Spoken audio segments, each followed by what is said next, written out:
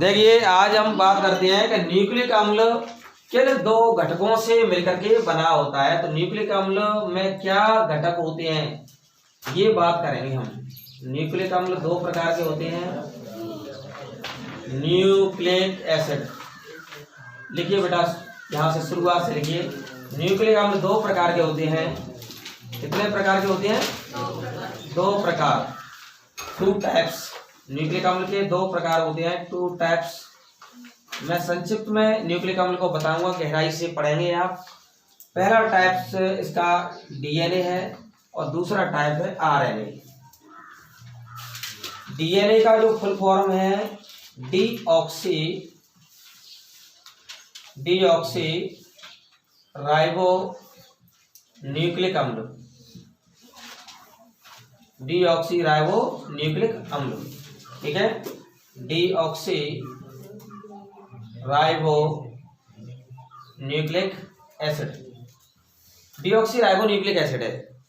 और आरएनए का पूरा नाम है राइबो न्यूक्लिक अम्ल, ठीक है। Ribo nucleic acid, okay. तो सबसे पहले आपको डीएनए और आरएनए के टू टाइप्स मालूम किए न्यूक्लिक अम्ल के। अब ये जो डीएनए और आरएनए हैं ये किन से बने होते हैं? दोनों प्रकार के डीएनए आरएनए न्यूक्लिक अम्ल है, तीन पदार्थों से मिलकर के बने होते हैं। वो तीन पदार्थ कौन से हैं बेटा, कोई बताएगा? एक तो पेंटोज शर्करा है और दूसरी कौन सी है? नाइट्रोजनी क्षारक, और तीसरा का है फॉस्फोरिक अम्ल, ठीक है। तो अब हम इनके बारे में हम पढ़ेंगे। तो आगे एरो करके लिख लो, अगर आपने लिख लिया हो तो।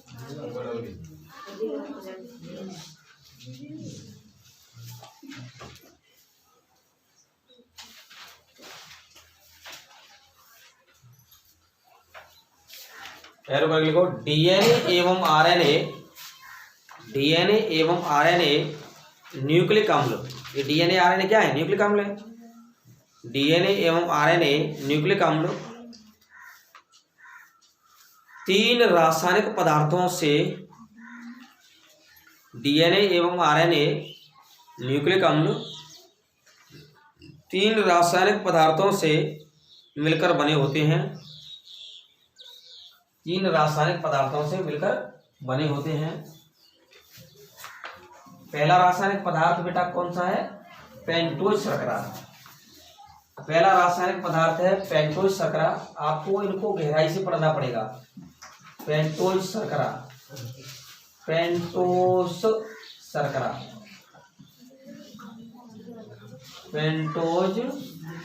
पेंटोज भी कह सकते हैं, पेंटोज शुगर। दूसरा है नाइट्रोजनी क्षारक। कौन सा है बेटा? नाइट्रोजनी क्षारक, नाइट्रोजिनस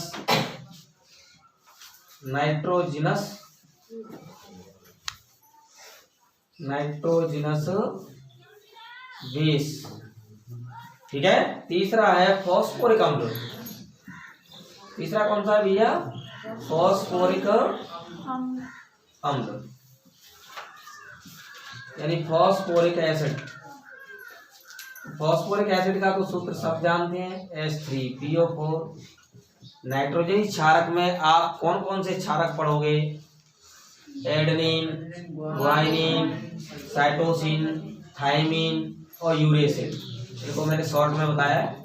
पेंटोज शर्करा में वो शर्करा कौन सी है? राइबोज, ठीक है, जिसका सूत्र क्या है? C5H10O5, ठीक है, C5H10O5। ये राइबोज शर्करा है जो कि आरएनए में पाई जाती है। लेकिन इसमें एक ऑक्सीजन कम हो जाए, ये तो आरएनए की है, किसकी है? आरएनए की।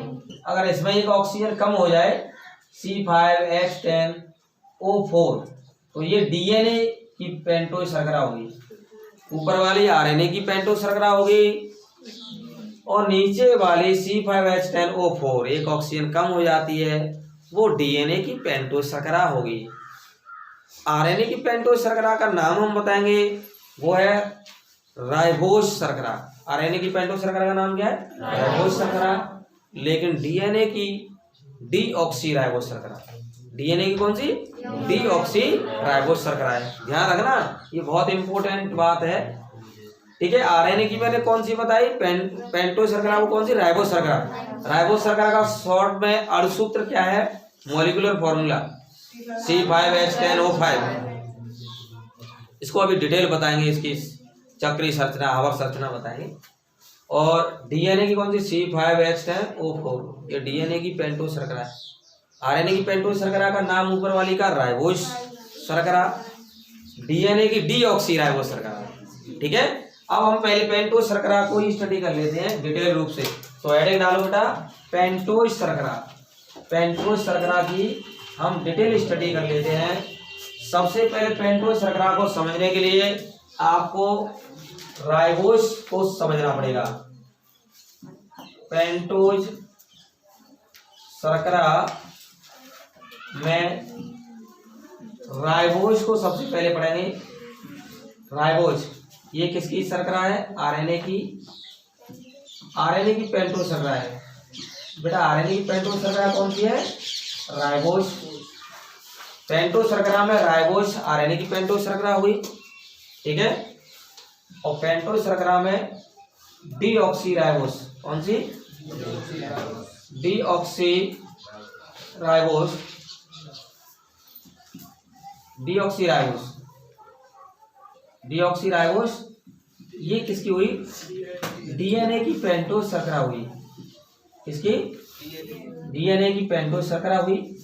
Okay, pentose sugar, in pentose sugar ribose is a pentose sugar of RNA, but pentose sugar deoxy ribose is a pentose sugar of DNA. Pentose sugar of DNA deoxy ribose, pentose sugar of RNA ribose sugar, कौन सी? तो सबसे पहले हम ribose की चर्चा कर लेते हैं। राइबोज का जो सूत्र होता है बेटा, क्या होता है सूत्र?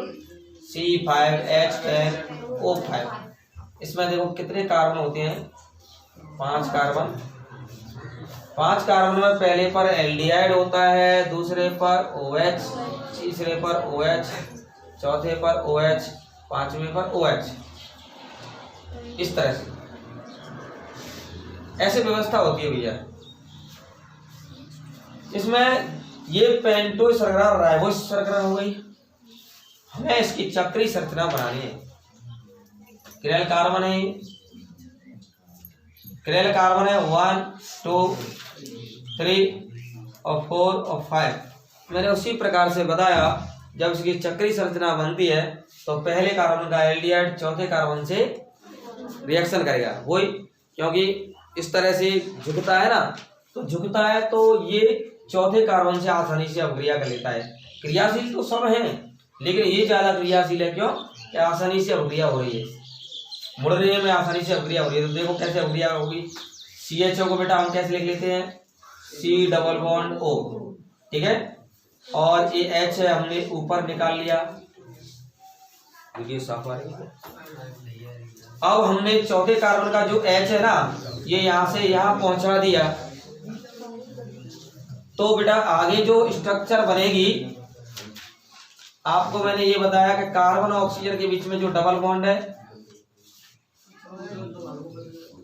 C+O है, वह 2 सिग्मा बंध बनाएगा। एक कार्बन पर बनेगा, एक ऑक्सीजन पर बनेगा। जब एक सिग्मा और एक पाई बंध है तो पाई बंध टूटेगा तो 2 सिग्मा बंध बना दिए। तो इस तरह से ये जुड़ेगा ऐसे। यहाँ पर कार्बन कार्बन के बीच में 2 कार्बन हो जाएंगे और ये जुड़ जाएगा ऐसे। यहाँ नीचे CH2OH, ये वाला H है, ये ऑक्सीजन के पास पहुंच गया तो OH हो गया, क्योंकि ये नए सिग्मा बंध बने। 2 कार्बन और ऑक्सीजन के बीच में जो पाई बॉन्ड था, वह ब्रेक होने पर 2 नए सिग्मा बंध बनाए। एक ऑक्सीजन पर बना, दूसरा कार्बन पर बना। 2 नए सिग्मा बंधों से ये धनावेशित वाला भाग है ये ऋणावेश से जुड़ेगा, तो ओ एच इसका ऑक्सीजन से जुड़ गया। ये ऋणावेशित भाग है, इसका कार्बन धनावेशित से जुड़ेगा। कार्बन कैसा है यहाँ? धनावेशित। कार्बन ऑक्सीजन में ऑक्सीजन की विद्युणता ज्यादा है, ऋणावेशित। कार्बन की विद्युणता कम है, धनावेशित। यहाँ पर देखेंगे हाइड्रोजन की कम है तो धनावेश, तो ऑक्सीजन की ज्यादा है तो ऋणावेश। एच जुड़ जाएगा O के पास, ऑक्सीजन जुड़ जाएगा कार्बन से। तो ऐसे जुड़ करके इस तरह से बंध बन गया। और ये जो संरचना बनी है अभी फिलहाल, किसकी संरचना है? अल्फा डी राइबोज की संरचना है। किसकी है? लेकिन प्रकृति में ध्यान रखना, अल्फा डी राइबोज नहीं पाया जाता है, प्रकृति में बीटा डी राइबोज पाया जाता है। तो बेटा जो पहले कार्बन पर हुआ है, मैं इसको कहाँ कर दूंगा? बाईं तरफ कर दूंगा। कहाँ कर दूंगा? बाईं तरफ, और H दाईं तरफ। ये अब हो गया बीटा डी राइबोज हो गया। क्या हो गया? हमें बीटा डी राइबोज पर का ही अध्ययन करना है, यही पाया जाता है आरएनए में। तो बेटा ये आरएनए की क्या हो गई? आरएनए की नीचे वाला आ रहा है क्या?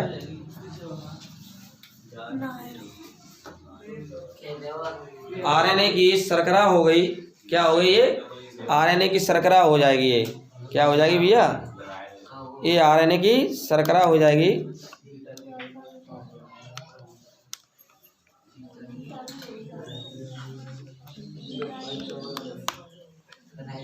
तो ये आरएनए की शर्करा हो जाएगी। क्या? आरएनए की शर्करा। ठीक है, तो यहाँ पर ये आरएनए की शर्करा बना लो बेटा इसको। अब हमें इसकी हावर संरचना बनानी है। तो हावर संरचना मैंने आपको बताई थी, 4 कार्बन हो गए बेटा और 1 ऑक्सीजन। 5 सदस्यीय जो हावर संरचना बनेगी, चक्रीय संरचना, वो किसके बराबर बनेगी? बताओ। फ्यूरेन के संगत बनेगी। किसके संगत बनेगी? फ्यूरेन। ये फ्यूरेन डबल बॉन्ड इस तरह से हुआ करता है, इसमें एक अंतरक्रम में फ्यूरेन होता है। तो बेटा फ्यूरेन को आपको इस प्रकार से बनाना पड़ेगा, ऐसे ऐसे इस तरह से। पहला कार्बन ये हो गया, दूसरा ये हो गया, तीसरा ये हो गया, चौथा ये हो गया, पांचवा, इस तरह से पहला, दूसरा, तीसरा और ये चौथा, ये पांचवा कार्बन। पहले कार्बन पर जो OH है और H है, ये तो अपर हो जाएंगे। अपर का मतलब ऊपर। इनको लेफ्ट साइड में माना जाता है और लेफ्ट वाली हमेशा कहाँ लिखी जाएंगी? इसमें ऊपर लिखी जाएंगी। और राइट वाली कहाँ लिखी जाएंगी? ये बिलो यानी नीचे लिखी जाएंगी। बाईं तरफ वाली OH है, ये पहले कार्बन पर OH ऊपर लिखी जाएंगी और पहले कार्बन पर H ये नीचे लिखी जाएंगी। OH ऊपर, H नीचे। दूसरे पर देखो H ऊपर, OH नीचे।